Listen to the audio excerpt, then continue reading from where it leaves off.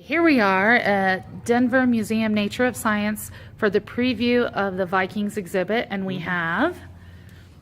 I'm Steve Nash, curator of archaeology here at the Denver Museum of Nature and Science, and the curator assigned to the Vikings Beyond the Legend exhibition. And tell me a little bit about it. It opens this Friday. It opens this Friday, and it's open until August 13th, so it's here for a good long run.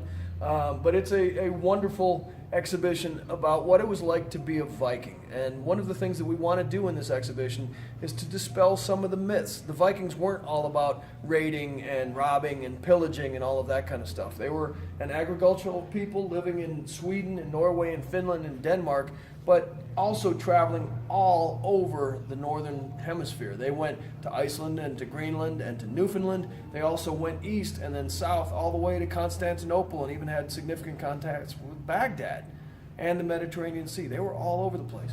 And you were telling me earlier they're known for their shipbuilding. You want to talk? The Vikings are known for many things, but the thing that set them apart from everybody else at that time period was their shipbuilding technology. They built on technology that came to them through the Romans and through other shipbuilding traditions, but they really took shipbuilding to another level technologically and were able to create a series of ships that allowed them to get around the country, get around the world very, very quickly. They were the fastest people out there. They could outmaneuver cavalry, they could outmaneuver foot soldiers, and so on. It's the shipbuilding that made the Viking Age possible.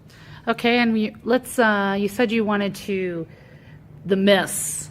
So the myths, again, they did a lot of raiding, they did a lot of pillaging and all that kind of stuff, and that's what got recorded in some history books. But another myth that everybody can understand is the old Viking helmets. You see the Minnesota Vikings football team, and there are horns on those helmets. Well, in fact, the Vikings never had horns on their helmets. And we've got here is a little interactive, so that if you really want to see a Viking helmet for real, there it is with no helmets. But if you really like no horns, but if you really like the horns, what you can do is pop this up, and it'll give you a silhouette of what that helmet would have looked like with the horns.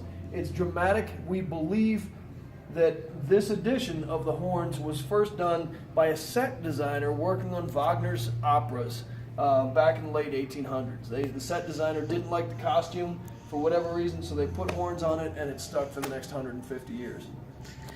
Okay, and we'll just wrap it up with, it starts this Friday? This Friday, March 10th, and it closes on August 13th. That's a Sunday.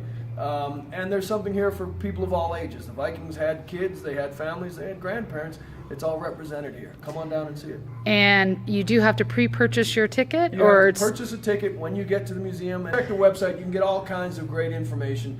We've got historical enactors. We have carts with all kinds of objects that you can touch. It's a truly great interactive exhibition. So come on down.